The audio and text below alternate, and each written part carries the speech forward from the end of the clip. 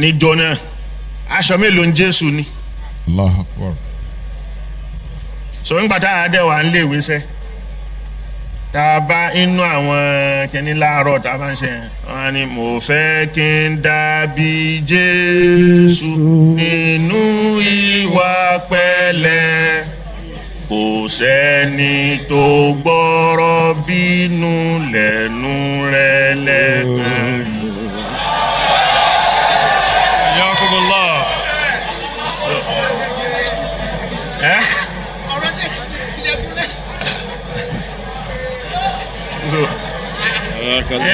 ìgbà tá a wà ní primary school nǹkan tí à ń kọ́ tá a kọ́ lára sọ láàárọ̀ so mo fẹ́ dàbí Jésù ṣé wọ́n dàbí Jésù. ẹ̀yin kiri yóò ṣe dàbí Jésù. nínú ìwà pẹ̀lẹ́ wo la rí lára rẹ tó máa bọ́ sáàárín àwọn congregation rẹ tó máa ń pè é pa wọ́n gbogbo ẹni tó bá jẹ́ mùsùlùmí ẹ yanjú wọn kúrò. ìwà pẹ̀lẹ́ wo ló wà lẹ́nu ẹ bí Jésù ṣó dàbí Jésù. kò sẹ́ni tó lè gbọ́rọ̀ bínú lẹ́nu ẹ̀. ó ní kò sẹ́ni tó lè gbọ́rọ̀ bínú lẹ́nu rẹ̀ lẹ́ẹ̀kan rí. Allahu Akbar. ọ̀rọ̀ bínú là ń gbọ́ lẹ́nu yìí ọ̀rọ̀ dàlúrú là ń gbọ́ lẹ́nu yìí ọ̀rọ̀ kórìíra là ń gbọ́ lẹ́nu yìí. àwọn Júù ẹni tí ò bá kí ń ṣe Júù Gentiles ni wọ́n máa ń pè wọ́n. so ṣé Jésù wá ní kẹ́ kórìíra àwọn Gentiles nínú gbogbo wàásù ẹ̀.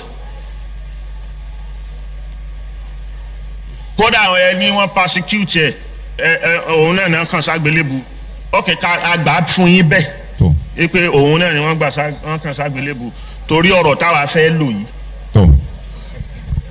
Ayakumullah. Ayakallah.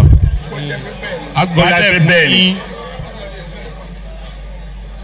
so wọ́n kàn àyàn kọ́ là ń bá yín sọ ẹni wọ́n kàn yes wọ́n kàn àmọ́ ńgbà tó wà lórí igi àgbélébù yẹn èyí tó wí ni pé baba dáríjì wọn torí wọn ò mọ tí wọ́n ń ṣe.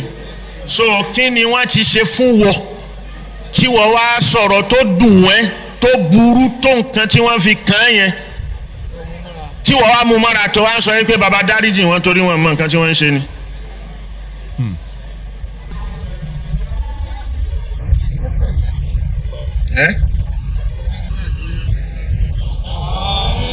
so àwọn yìí mo ní pé a ti bá a débì kan eléyìí mi fẹ́ ká tún lò mọ́ ni ẹgbẹ́ yẹn ti sẹ́gbẹ́ kan.